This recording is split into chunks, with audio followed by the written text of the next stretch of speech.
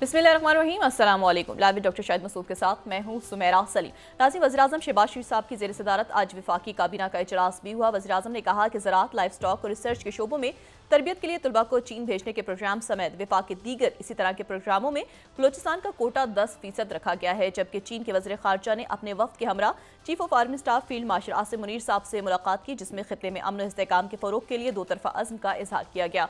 इसके अलावा भी दीगर मौज़ूआत पर आज हम गुफ्तगू करेंगे। स्टूडियो में हमारे साथ मौजूद हैं डॉक्टर शाहिद मसूद। अस्सलाम वालेकुम डॉक्टर साहब। डॉक्टर साहब, वज़ीर-ए-आज़म शहबाज शरीफ साहब की ज़ेर सदारत आज वफाकी काबीना का इजलास भी हुआ है, जबकि इजलास में यूटिलिटी स्टोर्स कॉर्पोरेशन की तहलील की जो समरी थी उसको भी मंजूर किया गया है। जी, एक मामूल का काबीना का इजलास था और मैं शहबाज शरीफ साहब की सारी बात सुन रहा था। एक बात मैं यहाँ पे समझने से कासिर हूँ कि जो तबाही और बर्बादी हमें नज़र आ रही है, इसमें जो नेचुरल डिज़ास्टर्स बदकिस्मती के साथ खैबर पख्तूनख्वा और फिर कराची होकर सिंध में तो बड़ी हद तक ये मैन मेड है। कुछ मैन मेड होगा केपी में भी, क्योंकि वहाँ पर जो है वो दरख्त काटना और ये और पिछले कई सालों से जो कुछ हुआ है।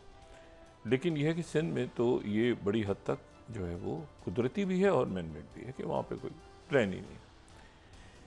ये तो एक बात हो गई। दूसरी बात जो है वो मैं आज मुर्तज़ा वहाब साहब ज़ाहिर है मेरे कराची के उनकी ऑफिसर सिंध काबीना का हंगामी इजलास नहीं हो रहा। ये मेरे लिए एक बड़ी अजब सी बात है कि सिंध काबीना का हंगामी इजलास नहीं हो रहा। मेरे लिए ये मैं इस पर ना कोई तनकीद कर रहा हूँ, अब ना कोई इस पर बात कर रहा हूँ, ना इसके ऊपर सिंध काबीना का कोई हंगामी इजलास हो रहा है, ना इस पे जो है वो बिलावल भुट्टो जरदारी साहब बहुत फ़ाल हैं जहाँ उन्हें होना चाहिए, और ना ही इसमें ईवान सदर की तरफ से, क्योंकि जरदारी साहब मौजूद हैं और वो एकदम एक कॉल करके और मुराद अली शाह साहब को और वफाक के सारे जो भी इश्यूज़ हैं, मतलब ये देखें पाकिस्तान है ना, तो एक इलाके में अगर या दो इलाकों में या तीन में इतने बड़े डिज़ास्टर्स आए हुए हैं, तो इसके ऊपर ना वफाक में कोई इजलास हो रहा है और ना ही सूबे में हो रहा है। मतलब सूबे में तो 24 घंटे इस वक्त एक ऐसे होता है कि मतलब हंगामी इजलास हो रहा है। सुबह सारे अरकान, जो मैं कल भी बात की थी, निकले बाहर लोगों में, मतलब है कि इमदादी कार्रवाइयाँ, मदद। एक मुर्तज़ा वहाब की बात तो नहीं है ना। मुर्तज़ा वहाब तो मेरा भी मतलब मुर्तज़ा वहाब का तो इशू नहीं है। इशू ये है कि काबीना कहाँ है, काबीना का हंगामी इजलास क्यों नहीं हो रहा। और बिलावल भुट्टो साहब को सिंध में होना चाहिए इस वक्त, इसीलिए नहीं कि वो सिंध जो है वो उनकी हुकूमत है, बल्कि वैसे भी सिंध में उनको होना चाहिए इस वक्त इन हालात में पाकिस्तान पीपल्स पार्टी की चेयर पर। तो ये मैं इसको ऑब्ज़र्व भी कर रहा हूँ कि क्या वजूहत हो सकती हैं, और मैं उम्मीद भी करता हूँ कि एक काबीना का हंगामी इजलास तो डिज़र्व कर, काम हो ना हो, एक इजलास तो डिज़र्व करते हैं, वो भी टैक्स पेयर्स के पैसों पे ही होगा। एक इजलास तो ज़रूर होना चाहिए ना। उसमें आज जो इजलास हुआ है, मैं सुबह देख रहा हूँ चीफ सेक्रेटरी ने शायद किया है, तो अब हम तो गुजारिश ही कर सकते हैं, लेकिन ये ऐसा कभी हुआ, कभी भी नहीं हुआ।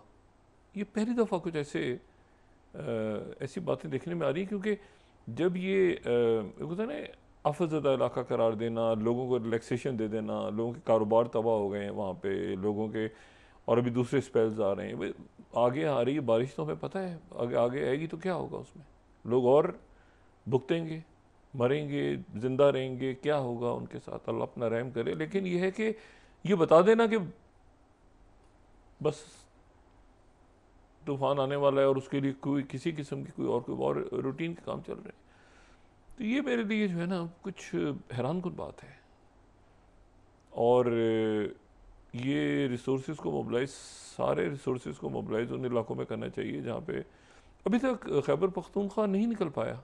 ये ऐसे थोड़ी कि एक दिन तो वहाँ पे सैलाब आ गया और अगले दिन सारे लोग अपनी अपनी जगहों पे ठीक हो गए होंगे, या एक दिन कराची में कुछ नहीं हुआ और अगले दिन जो है वो कराची तो वो सारे खुश हैं कि जी तो कुछ नहीं, फिर अगले दिन दोबारा।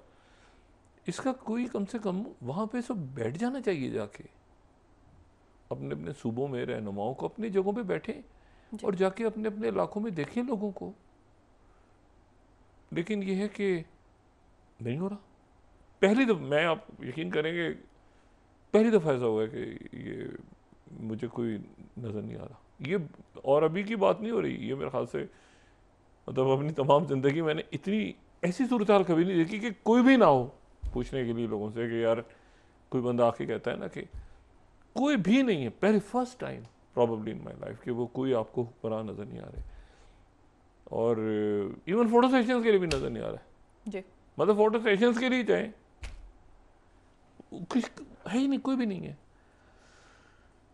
तो अब उम्मीद करते हैं कि अब बस क्या बात कीजिए, लेकिन ये कि लॉन्ग टर्म प्लानिंग जो है वो कितनी ज़रूरी है। ये हम जब एक देखें ना, जो मैं बार बार बात कहता हूँ कि सफारती महाज पे और सिक्योरिटी के महाज पे, डिफेंस के मामलात पे जो मतलब अनबिलीवेबल हमें विक्ट्रीज हासिल हो रही हैं इस वक्त। बल्कि मैं तो ये भी कहूँगा कि जो हमारे, हम गुजारिश कर सकते हैं जो हमारे प्रॉपर सफारतकार हैं, जो फॉरेन ऑफिस के, जिन्होंने चाहे वो यूएन हो या यूएस हो या यूरोप के मुल्क हों या बाकी किसी भी मुल्क में, उन्होंने जो ज़बरदस्त इन दिनों में काम किया है, उनके लिए भी मेडल्स होने चाहिए। वो आपके खामोश हीरो, मतलब वो तो शायद दिए गए हों उनको भी, लेकिन उनके लिए भी होने चाहिए, क्योंकि सफारती महाज पे उन्होंने बड़ा काम दिखाया है हमारे फॉरेन ऑफिस ने, प्रोफेशनल्स ने। अब देखें ये जो कितना इशू छिड़ा हुआ है अफगानिस्तान, आगे पीछे दाएं बाएं। अब देखें खामोशी से कि मोहम्मद सादिक साहब है ना एक्टिव, आपको उनका बहुत कम नाम नज़र आता होगा, बहुत कम उनकी तशहीर, वो लेकिन बहुत एक्टिव है, बहुत एक्टिव।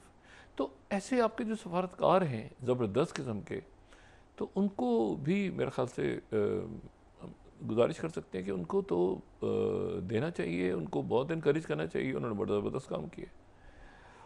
और बाकी है कि जो इवेंट्स हैं वो बहुत तेज़ हो रहे हैं, और अल्लाह का शुक्र है अभी तक तो पाकिस्तान बिल्कुल सही, ये जो सिक्योरिटी के इश्यूज़ और डिप्लोमेटिक मामलात पे और यहाँ पे, और चाहे वो सॉफ्ट डिप्लोमेसी हो या वो मिलिट्री डिप्लोमेसी हो, हर तरफ पाकिस्तान आगे जा रहा है। लेकिन ये कि उसका अगर उसके सम्राट आवाम तक नहीं पहुँचेंगे, आवाम तो फंसे हुए ना करप्ट क्रुक्स, ठग्स, माफियाज के दरमियान, तो उनको तो समझ ही नहीं आ रहा ना कि हमने पाकिस्तान क्या कर रहा है। मतलब बहुत कम तबका ऐसा है जो इतने मुसीबतों में लोग फंसे हुए हैं कि उनका ध्यान नहीं जाता इस तरफ कि जी सफारती महाज पे हमने क्या हासिल कर ली है, या क्या हो रहा है, या ये SCO में क्या हो रहा है, चाइना के साथ क्या हो रहा है। वो तो बहुत लोग कहते हैं यार हमारे घर पे मतलब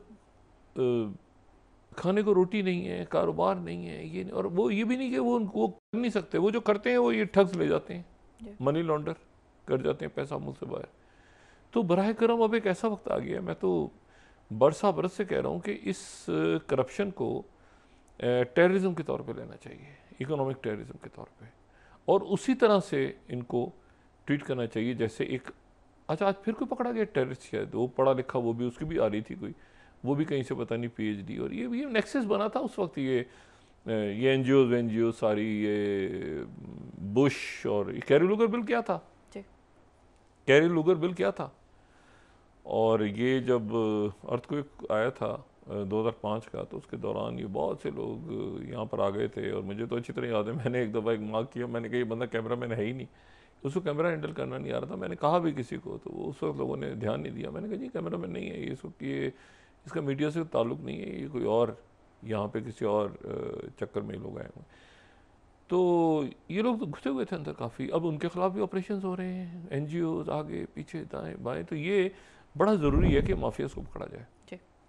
अच्छा, अब इस बात को थोड़ा सा रोज़ दोहराना ज़रूरी है ताकि जो है ना वो शायद जो है वो ये बात आगे तक पहुँच जाए कहीं। अब इवेंट्स देखें क्या हुए हैं। इवेंट्स ये हुए हैं कि मामला जो हैं वो इतनी, फिर मैं वही कहूँगा इतनी तेज़ी से तब्दील हुए। एक हफ़्ता, आज 22 तारीख, आज के दिन आइडियली प्रेसिडेंट ट्रंप को मॉस्को में होना चाहिए था। वो था ना कि 22 तारीख को मुलाकात होगी, 22 तारीख को मुलाकात, 22 तारीख गुजर गई, वो नहीं पहुँच सके।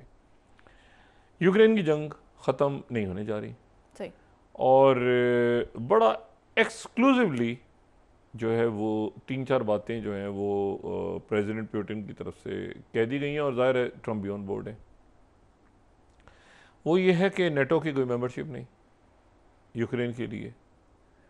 अच्छा, उसके बाद कोई अमेरिकन बूट्स ऑन ग्राउंड भी नहीं और वेस्टर्न बूट्स ऑन ग्राउंड भी नहीं। ये भी नहीं कि बिल्कुल उनकी तरफ से वाज़े कर दिया गया आज क्रेमलिन की तरफ से कि यहाँ पे किसी और मुल्क के भी बूट्स ऑन ग्राउंड नहीं होंगे यूक्रेन में। नहीं, बरतानिया और फ्रांस क्यों जाएंगे इस वक्त अगर यूरोप के बाकी मुल्क नहीं जा रहे? और वो क्यों अपनी जंग छेड़ेंगे यहाँ पे? उनकी इकॉनमीज़ हैं, उनके अपने मुल्क हैं ज़बरदस्त, वो सारे आ गए। अच्छा, जो इसी दौरान जो तुलसी गैबर्ड हैं, 2 काम बहुत बड़े आज हुए हैं वहाँ पे उनकी जो नेशनल इंटरनल सिक्योरिटी के हवाले से, अमेरिकन सिक्योरिटी के हवाले से। एक तो तुलसी गैबर्ड ने, जो कि उनकी डायरेक्टर नेशनल इंटेलिजेंस हैं, उन्होंने कहीं जुलाई में एक बहुत ही क्लासिफाइड डॉक्यूमेंट साइन कर दिया था, लेकिन वो आज आया है पब्लिक के सामने। और वो ये था कि जो फाइव आइज जो कि एक हिस्टोरिकल, इसको आप प्री तो नहीं, ड्यूरिंग सेकेंड वर्ल्ड वॉर जो अमेरिकन और ब्रिटिश इंटेलिजेंस के दरमियान जो कोड ब्रेकिंग जर्मन्स के अगेंस्ट और ये सारा सिलसिला शुरू हुआ था, उसके बाद ये प्रॉपर एक इत्तेहाद की सूरत इसने इख्तियार कर ली थी। और ये फोर्थ अगर देखें ना आर्काइव्स में जाएंगे तो आपको बड़ा इसमें मिलेगा।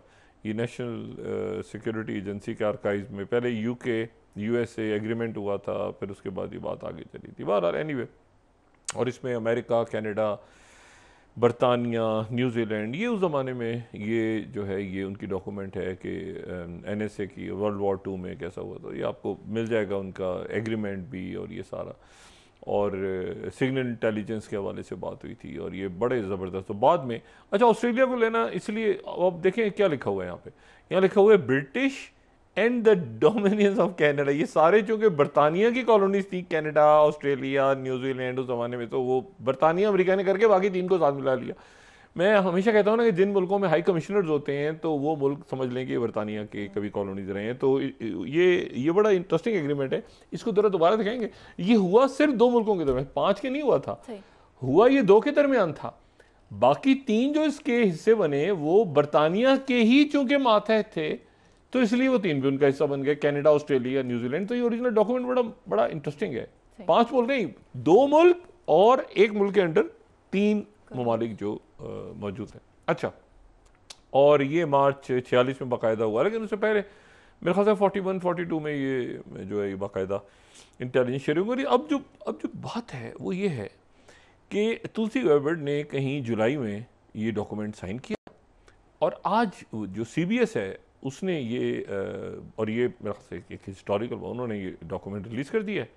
और ये है, मैं सेकंड कोट कर रहा हूँ CBS न्यूज़ को, कि Tulsi Gabbard BART sharing intelligence और रशिया यूक्रेन निगोशिएशन से 5 आई पार्टनर्स। 5 आईज को उन्होंने तकरीबन एक तरफ डाल दिया कि जो भी हमारी बात चल रही है रशिया यूक्रेन निगोशिएशंस पे, बाकी सारे मामला पे, तो जुलाई से तुलसी गैबर्ड जो हैं उन्होंने ये बतौर नेशनल जो डायरेक्टर नेशनल इंटेलिजेंस, उन्होंने 5 आई पार्टनर्स से अलग कर दिया। और ये बड़ी इंटरेस्टिंग बात है। इन 5 आईज में तो सोवियत यूनियन तो है ही नहीं, ये तो कोल्ड वॉर में बहुत एक्टिव हो गई थी, बल्कि ये 5 आईज ना बहुत एक्टिव हो गए थे वॉर ऑन टेरर में, और ये तो बहुत मॉडर्नाइज हो गया था।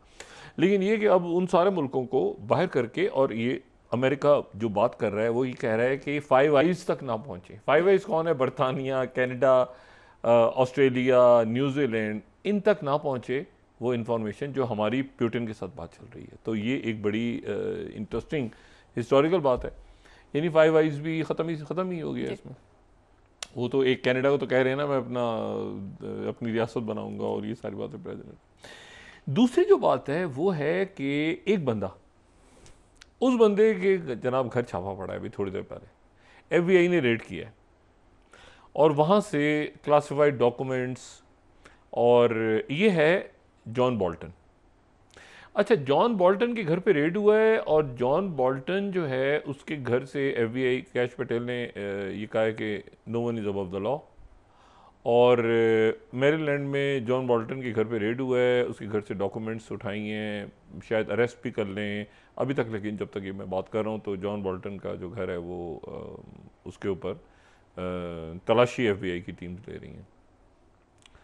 ये जॉन बोल्टन जो है ये एक तो NSA रहा है ना, नेशनल सिक्योरिटी एडवाइज़र, और ये रहा है ये प्रेसिडेंट ट्रंप के पहले दौर में जब इसने वेनेजुएला की हुकूमत का तख्ता उलटने की कोशिश की और बाकी सारी भोंडा जो वहाँ पकड़ लिया था वेनेजुएला के लोगों ने अमेरिकन को, वाह भोंडी हरकतें इसकी।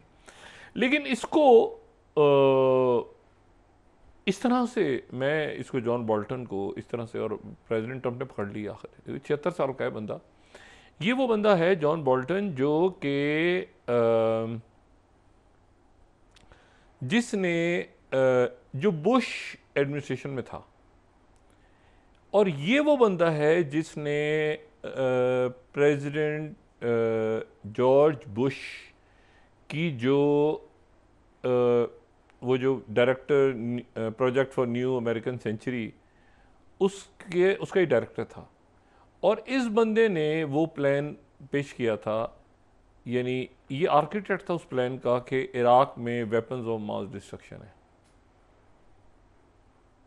ठीक है, ये अंडर सेक्रेटरी था उस वक्त। इसने ये पूरा प्लान डिज़ाइन किया था कि इराक में वेपन्स ऑफ मास डिस्ट्रक्शन है, और फिर उसके बाद जो है वो ये न्यूकॉन हॉक, और ये वो बंदा था जो कि उसके बाद इसने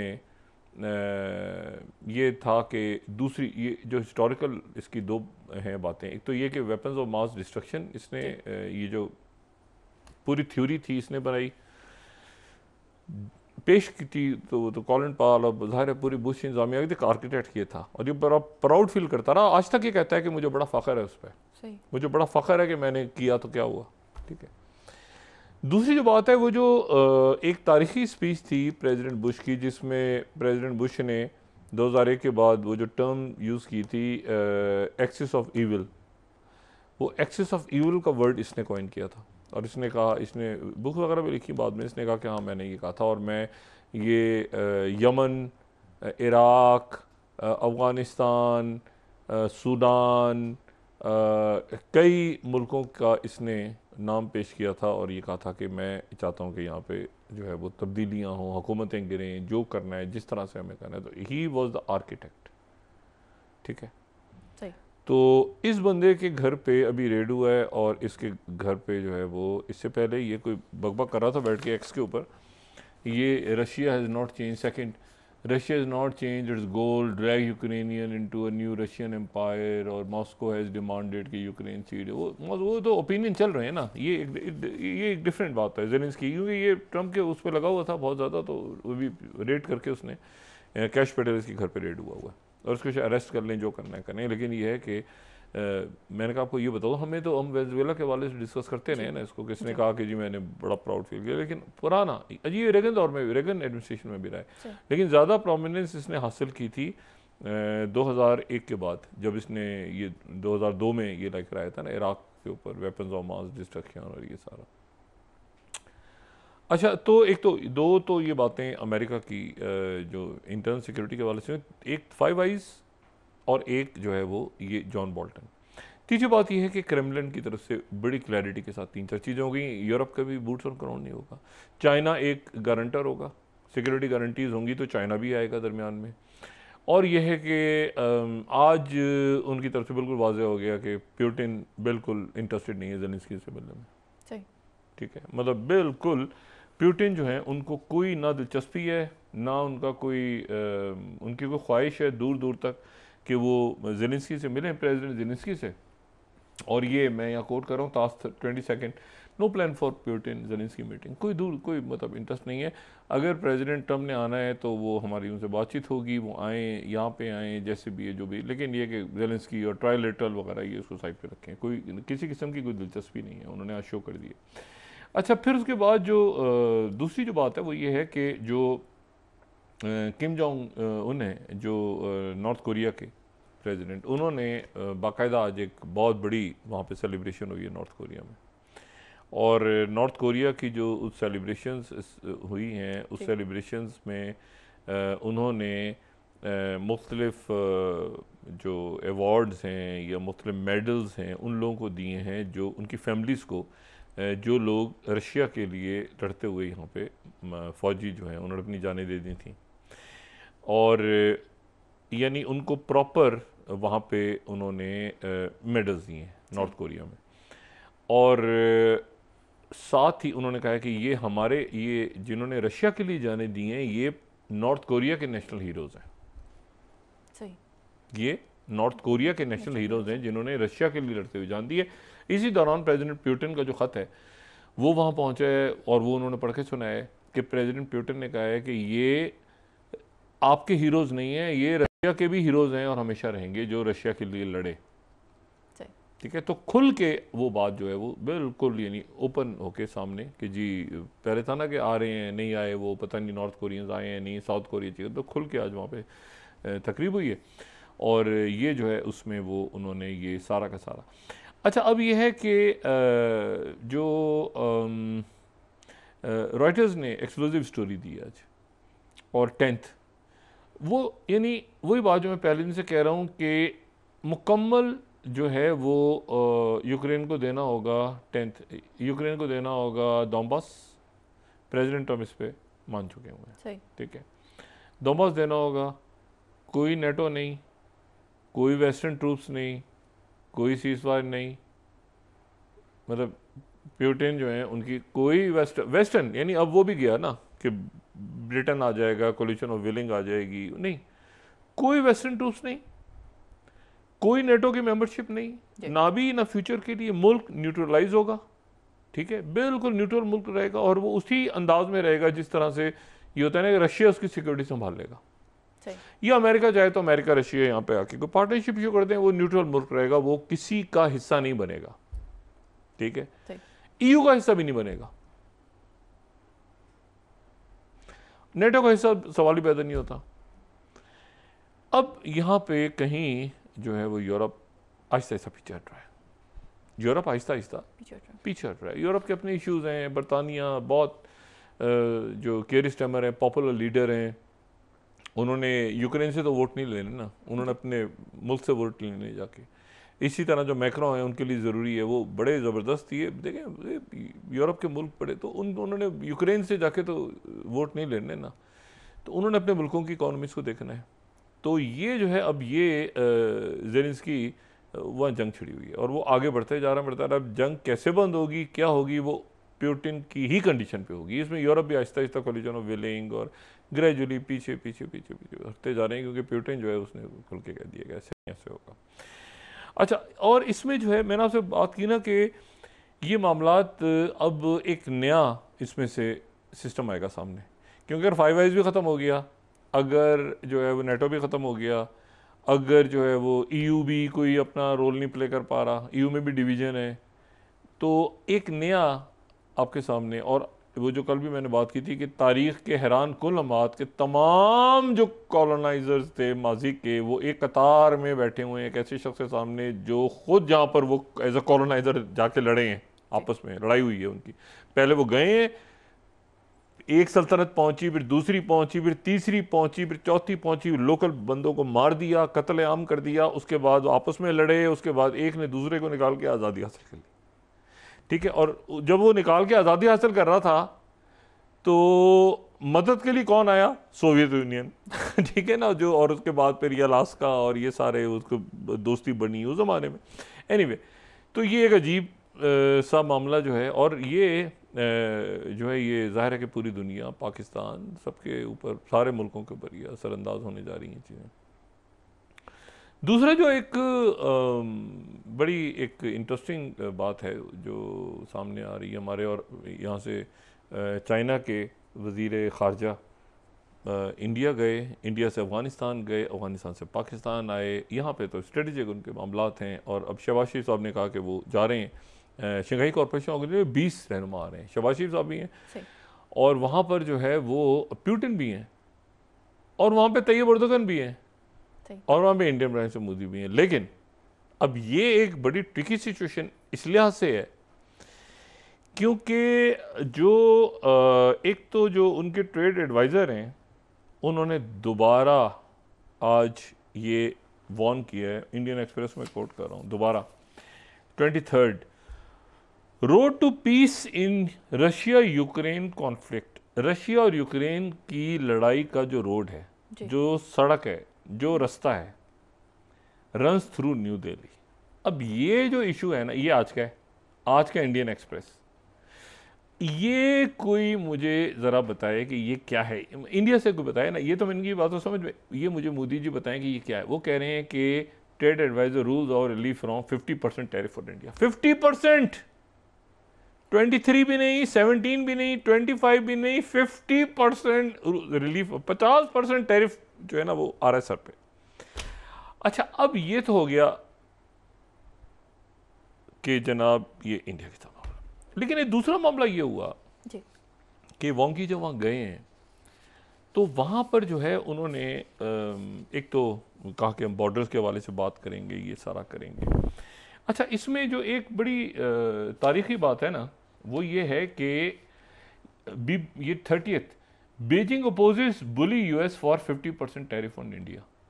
इंडिया के लिए आवाज़ कौन उठा रहा है? बीजिंग। ये तारीखी लम्हात है, अब याद रखें।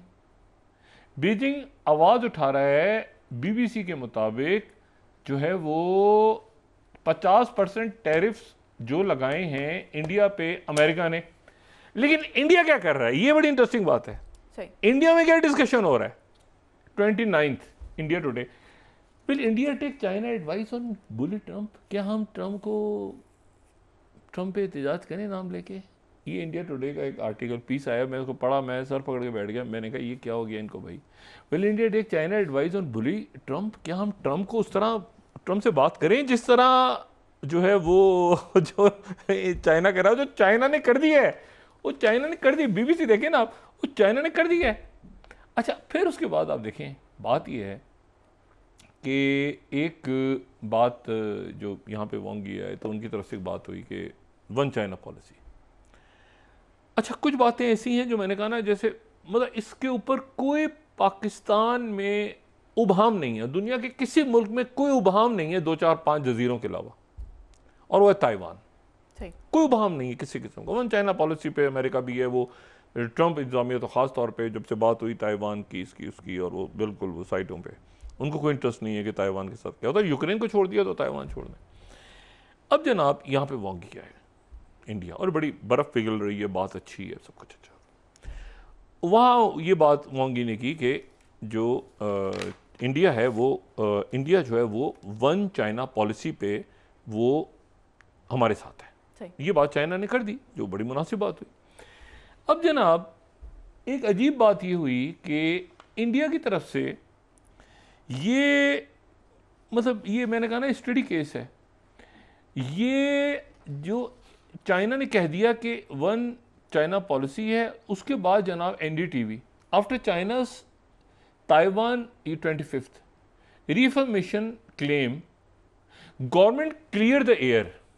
यानी चाइना ने बात कर दी तो गवर्नमेंट उसके बाद क्या कह रही है?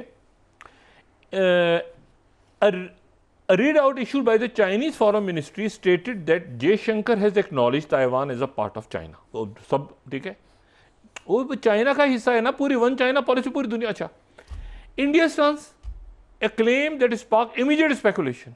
क्या स्पेकुलेशन होनी है भाई? आप क्या, मुझे समझ से बाहर है मेरे की क्या इंडियन फॉरेन पॉलिसी क्या बना रहे हैं Jaishankar. Indian officials however soon push back, किस पे? अब जो मेहमान आए थे, saying that New Delhi has long pursued a consistent and balanced approach towards Taiwan, और ताइवान के साथ जो है वो हमारी तिजारत चलती रहती है, जारी रहती है। मैं इसको आप यकीन करें कि मुझे कुछ समझ नहीं आया, आपके मेहमान गए हैं, आपने यहाँ से बात उनके साथ खड़े होकर की है। The Hindu 26 no change in Taiwan policy से government sources after Beijing claim. Beijing ने क्लेम किया, भाई उन्होंने कहा आपने साथ खड़े होकर कहा है ना उनके, और उसके बाद जो है वो उन्होंने part of China government sources said कि India has economic technology and cultural ties with Taiwan that will continue. यानी आपने चाइना की फॉरेन मिनिस्ट्री, जो चाइना आपके लिए आवाज़ उठा रहा है, जो आपके मतलब फॉरेन का फॉरेन। अच्छा, मैं वक्फे पे जाने से पहले उसके बाद जो है मैं चंद लम्हात दूंगा इसमें। 27 Hindustan Times at Wang meeting 27 Hindustan Times, China asked India not to deal with Taiwan. China asked India not to deal with Taiwan. अब देखें आप कैसे ह्यूमिलेट, ये इसकी जरूरत नहीं थी, ये बात करने की जरूरत ही नहीं। What Jaishankar said, there is no change in our policy of Taiwan. We state that like the rest of the world, India has a relationship with Taiwan, focused economic। ओ भाई, आप जरा किसी चीज़ पे खामोशी इख्तियार करेंगे थोड़ी सी, ताकि कहीं सुकून आए खत्ते में, कहीं दुनिया में। उसके बाद क्लोजिंग, फिर आप वक्फे पे जाइएगा। ये 28 New Indian Express, China Express surprise.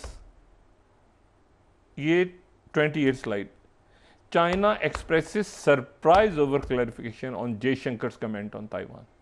पहले आपने खड़े होकर बात की कि हम वन चाइना पॉलिसी पे आपके साथ खड़े हैं, और उन्होंने कहा कि ठीक है हम बातचीत शुरू करते हैं आपके साथ, यहाँ आइए हमारे साथ, ये जो मामलात हैं, ये LAC के ऊपर मामलात हैं, बाकी मामलात हैं, सारा आपने एलामिया जारी कर दिया।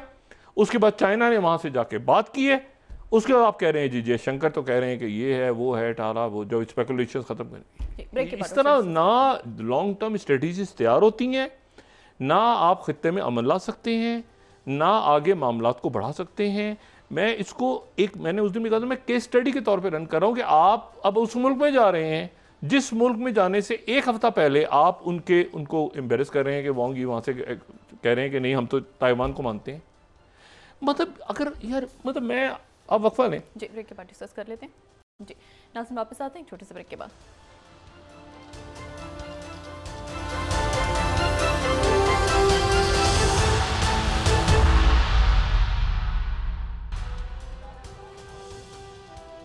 वेलकम बैक नाज़रीन। डॉक्टर साहब, चीन के वज़ीर ख़ारजा ने अपने वफ़द के हमरा चीफ ऑफ आर्मी स्टाफ से भी आज मुलाकात की है। खित्ते में अमन इस्तेहकाम के फ़रोग़ के लिए भी अज़्म का इज़हार किया गया।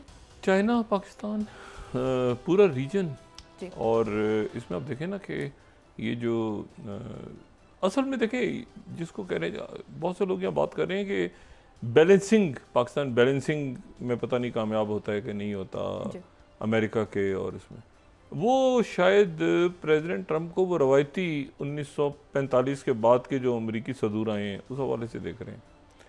प्रेसिडेंट ट्रंप जो है वो खुद पुतिन से बात कर रहे हैं, वो चाइना से बात कर रहे हैं, वो दुनिया, और पाकिस्तान जो है वो यानी ये देखें ना कि क्या वहाँ पे एग्रीमेंट हो रहा है इसके हवाले से जो रशिया के साथ, कि अमेरिकन फर्म्स आके काम करेंगी और रशिया के साथ काम करेंगी। तो रशिया को कोई इतराज़ नहीं है इस बात पे, प्रेसिडेंट पुतिन को अमेरिकन फर्म्स आएँ और वो उसमें से कुछ आप फ़ायदा उठाएं, कुछ हम उठाएंगे फ़ायदा। तो ये जो है ना ये लेकिन ना कभी पाकिस्तान की दुश्मनी हुई है अमेरिका के साथ, दुश्मनी तो कभी भी नहीं हुई ना, ताल्लुकात ऊपर नीचे रहे। चाइना जो है वो एक कांस्टेंट मुस्तकिल हमारे साथ जो है ना स्ट्रेटेजिक पार्टनर है, ठीक है ना। मतलब चाइना के साथ कभी ये नहीं हो ऊंचे नीचे हो जाए ताल्लुकात, नहीं, अमेरिका ऊपर नीचे होते रहते हैं, लेकिन चाइना तो एक मुस्तकिल है। लेकिन अमेरिका से कभी ऐसी तलखी नहीं हुई हमारी, सवाए इसकी कि वॉर ऑन टेरर के दौरान जो है वो वाक़यात होते रहे, लेकिन और वो भी जाहिर है कि, लेकिन ये कि अमेरिका जो है उसके साथ भी हमारे वेस्टर्न कंट्रीज़ के साथ ताल्लुकात ज़बरदस्त है। इंडिया केस स्टडी है। इस वक्त क्या ज़रूरत थी आपको कि आप मेज़बान आपके आए हैं वहाँ पे, और ये इसको बड़ा इवेंट, ये बहुत बड़ी बात थी कि वो यहाँ पर आए हैं, और अब Indian prime minister Modi ji ने जाना है वहाँ पे। तो उससे पहले वो कह रहे हैं कि ताइवान जो है, और मैं ये दक्कन हेरल्ड देख रहा था, तो दक्कन हेरल्ड ने जो है वो इसको थोड़ा सा टेम डाउन किया है। 31 सम इंडिविजुअल्स उन्होंने कर दिए, some individuals in India want to undermine China's sovereignty over Taiwan, Beijing का। लेकिन ये कि वो किसका नाम है, जयशंकर। अब देखें ना, बात यह है कि ये जयशंकर जी को इस वक्त जो है, क्या ये ज़रूरी था? क्या ये हफ्ता 10 दिन खामोश नहीं इख्तियार कर सकते थे खामोशी, कि ये देखें ज़रा, यानी ये अमेरिका को अमेरिका से मतलब है कि एक कन्फ्यूजन उनको बता रहे हैं कि जी आप देखें हमारे साथ मामला ठीक कर लें, वरना देखें ना हमने ये ताइवान के ऊपर चाइना को मैसेज भेजा है और देखें हमने दलाई लामा को रखो, इस तरह नहीं होता। और वो ठीक हो गए तो उधर से उधर चले गए, उधर से उधर वो और ये हिस्टोरिकल बात है। मैं आपको बताऊं, ये जो बीबीसी का है ना 30th, Beijing opposes bully US for 50% tariff for India, और इंडिया का डिस्कशन है 29th। ये मैं हैरान हूं इस पे पॉलिसी पे। Will India take Chinese advice on bully Trump? भाई आप बुली ना करें, आप आवाज तो उठाएं, आप पूछें तो सही कि क्या मामला है उधर से उधर। वो एक अजीब जो है ना, एक चटाक पटाक, और साथ ही फिर ये ताइवान का इशू छेड़ दिया। ऑफिशियली जो है आज सरकारी तौर पे आलमी जो सारे अदारे हैं उनकी तरफ से ये कहा गया है कि गज़ा में कहत पड़ गया है। कहत प्रॉपर उसकी डेफिनेशन है फेमिन की, वो बहुत ही, लेकिन मेरे तो ख्याल से बहुत ज़्यादा। देखिए ना, कहत जो है वो अभी सोमालिया में या उससे पहले चाइना में एक दफ़ा वो जो ग्रेट लीप फॉरवर्ड था उसके दौरान हुआ था, फिर बंगाल में एक ज़माने में बड़ा कहत पड़ा था, अफ्रीका के कई मुल्कों में। मगर ये तो कत्लेआम कहत, ये तो बर्बरियत, जाहरियत, ये तो बहुत कुछ हो रहा है। तो उनकी तरफ से ये ऐलान हुआ है कि जी ये 12th WHO को मैं कोट कर रहा हूँ, ये famine confirm for the first time in Gaza. ये दूसरे अदारे जो हैं उन्होंने ये सारा देखा है, ये FAO, यूनिसेफ, ये सारे जो इन्होंने सबने इमीडिएट सीज फायर के लिए कॉल किया। अच्छा, अब मैंने आपसे कहा ना कि इस बंदे का अब नंबर लगा हुआ है, नेतन्याहू का। इसने गज़ा में मैं हमला करने लगा हूँ, मैं ये कर दूंगा, मैं ऐसे कर दूंगा, ऐसे करते करते करते करते जो है आखिर आज के दिन जो है, अच्छा फौजें दाखिल नहीं हुई, रिजर्व्स बुलवा रहा हूँ मैं ये कर दूँ। उन्होंने कहा तैयार है जो करने। अच्छा, वो स्टीव विटकॉफ को भी नहीं, ट्रंप को भी नहीं, रशिया को भी नहीं, अरब ममालिक को भी नहीं, OIC को भी नहीं। आज वो टर्की ने ऐलान कर दिया है कि जो जहाज़ हमें नज़र आएगा जिस पर इसराइल का कोई ताल्लुक होगा वो इन पानियों से नहीं गुजरेगा, जो कि जहाँ जहाँ टर्की मौजूद है उन समंदरों से नहीं गुजरेगा। और फिर जनाब हुतीस फिर पूरे इसराइल में सायरन बज रहे हैं। लेकिन हैविंग सेड इट, अब इसकी कहीं दाल नहीं गल रही ना, अब ये फंस गया है चारों तरफ से, ये कातिल है, ठीक है। और ये जो है ये चारों तरफ फंस गया है। अच्छा, और हमारे एक तो फ़लस्तीनी वो जो कत्लेआम सारा किया है, बाकी मुल्कों के साथ जो इजिप्ट के अपने मामला आते हैं वो सब देख रहे हैं मुल्क सारे। पाकिस्तान के अगेंस्ट असला यूज़ हुआ है इसराइल, पाकिस्तान का मैं कहूँ कि मामला अलग है। कश्मीरियों के अगेंस्ट असलहा यूज़ हुआ है, वो एक्सपेरिमेंट जो वहाँ किए गए हैं वो यहाँ भी किए गए हैं कश्मीरियों के साथ, कोई ताल्लुक नहीं बनता इसके अलावा। अच्छा, अब जनाब ये जो बंदा है ये आज क्या बात कर रहा है आप ज़रा देखें, और ये दुनिया को आज क्या बता रहा है कि 19th CNN, Netanyahu order immediate negotiations to release hostages. अब कहीं दाल नहीं गल रही ना, मैंने कहा ये इतना बुरा पकड़ा जाएगा एज इजराइल एडवांसेस गजा सिटी ऑपरेशन, आगे बढ़ा रहा है, अंदर दाखिल हुए वो होना है। अगर गजा में दाखिल हुए तो मैं आपको बताऊं, मुझे डर इस बात का है कि अरब मुल्क चढ़ाई ना कर दें इस वक्त। वो जो है ना, अरब मुल्क इस वक्त जो मतलब एक पक रही हैं चीज़ें बहुत सारी इस वक्त, ठीक है ना। ईरान कर चुका है ना, तो एक जो मैंने कल भी कहा था, ईरान और इजिप्ट की बात हो रही है, इजिप्ट सऊदी अरेबिया में उनके सीसी पहुंचे हुए, तो इस वक्त बहुत कुछ हो रहा है खत्म। अभी क्या कह रहा है कि और वली अहद और वज़ीर आज़म कतर वहाँ पहुंचे हुए थे, जो ये बंदा जो है ये फंस गया चारों तरफ से। अभी CNN को क्या कह रहा है, इमीडिएट निगोशिएशंस। अब NBC को क्या कह रहा है, चीख रहा है, Netanyahu announces return to Gaza ceasefire negotiations. ये 20th, ठीक है, रिटर्न फौरी तौर पे जल्दी नेगोशिएशन करो जो चाहिए। उन्होंने कहा भाई आप 60 दिन का करना है 60 दिन का करें, 1 दिन का करना है। अब इसको पता है ना मैं फंस गया हूं, तो मैं फौरी तौर पे अभी तो 1 दिन पहले तक मैं नहीं जानता, मैं नहीं करूंगा, मैं गजा को कॉन्कर। अच्छा, उसके बाद जो है वो ये सूरत हाल बनी हुई है, और उसके साथ ही ये जो है ये अब आप देखें टाइम्स ऑफ इसराइल, यानी 14th PM says he's ordered talks on freeing all hostages, ending war, फौरन जंग खत्म करो alongside Gaza assault। यानी वो अपने लोगों को सुनाने के लिए भी कि मैं बड़ा यहाँ पे मैंने कोई तीर मारा है।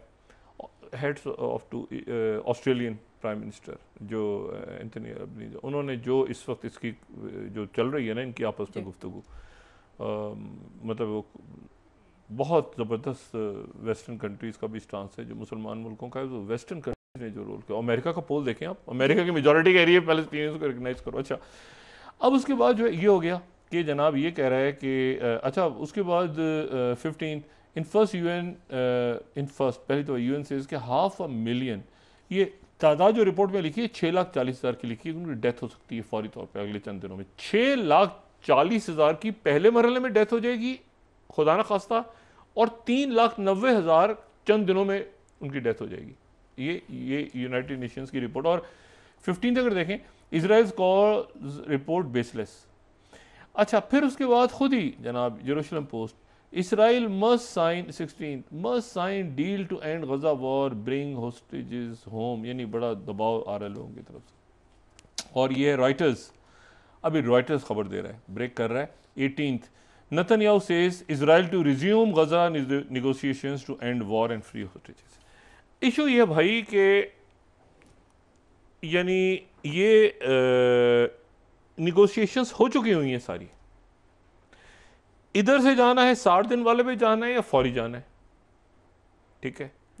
मतलब है कि ये नेतन्याहू जो है ना, वो ऐसी पोजीशन में आ गया है कि वो कहते हैं ना छुरी बकरे पे गिरे या बकरा छुरी पे गिरे, ये दोनों सूरतों में ये वो बकरा है। ये चाहे 60 दिन की निगोशिएशन पे जाए। अच्छा, ये इनकी रिपोर्ट बता रही है, इंटेलिजेंस रिपोर्ट, मुझे पता नहीं कितनी ठीक है वो अरब मुल्कों में, कि वो अंदर जो 8 के ट्रक्स गए हैं उसमें और बहुत से जो है ना और बहुत से लोग अंदर दाखिल हो गए हैं, 8 वर्कर्स के साथ साथ, वो लड़ने के लिए तैयार। उनको पता है कि जब तक ये वो भी दाखिल हो गए हैं कई अरब मुल्कों के। तो बात ये सारी कि अब इस पूरी पिक्चर में जो है, अब ये चीख रहा है वहाँ से कि मैं जल्दी निगोशिएशंस करो, मैं तैयार हूँ, मैं तैयार हूँ, मैं तैयार हूँ। और इसको ये इंडिकेटर भी कहीं से मिल गया। वो देखें, वो उसने कैसे फेंका उठा के, ट्रंप ने कैसे उठा के फेंका इसको यूक्रेन को, कि भाई हमारी लड़ाई नहीं है, हम क्यों जाएंगे यहाँ वहाँ। तो 350 वो बिलियन की बात हो रही है। इसराइल के साथ क्या हुआ है? इसराइल को तो बिलियंस और बिलियंस और बिलियंस ऑफ डॉलर पूरी दुनिया में सबसे ज्यादा पैसा कर दिया इसराइल को दिया। तो इसको के चक्कर में दिया है प्रेसिडेंट ट्रंप प्रैक्टिकल आदमी है, वो कहेगा एक मिनट भाई, ये इसको इसके हिसाब किताब कौन लेगा। और अब तो पोल भी चेंज हो गया है वहां पे। अब तो जो अमेरिका में पोल आ रहा है वो पैलेस्टीनियंस के फेवर में आ रहा है, रॉयटर्स का पोल जो कल बताया था। तो अब तो ऐसा भी कुछ नहीं है कि जी वहां पे कोई लॉबीज हैं और ये जॉन बोल्टन जैसे न्यू कॉन्स क्रुक्स क्रिमिनल्स उनको भी कैश पटेल पकड़ रहे हैं जाके। तो बात ये है कि this is the right time. ये वो प्रॉपर हिस्ट्री अपना एक तारीख इसमें लिखी जा रही है।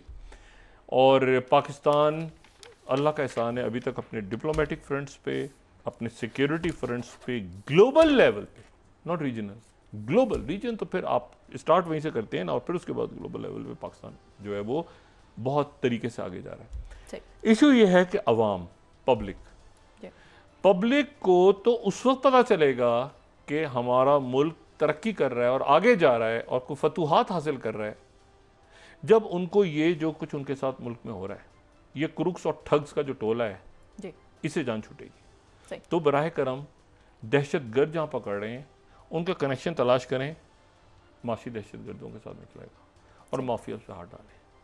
और आप देखें कि उसके बाद पाकिस्तान और हमारी यूथ और हमारे आम लोग जो हैं वो कैसे आगे निकलते हैं। बहुत शुक्रिया डॉक्टर साहब। नाज़रीन, इसके साथ ही आज का प्रोग्राम अपने अक्रॉस द बोर्ड जी, बहुत शुक्रिया डॉक्टर साहब। नाज़रीन, इसके साथ ही आज का प्रोग्राम अपने इख्तिताम को पहुंचा। मुझे सुमैरा सलीम को इजाज़त दीजिए। अल्लाह ने के बाद जी डॉक्टर साहब, अपने दोस्तों रिश्तेदारों गिरदोनवा के लोगों का सब ख्याल रखिएगा।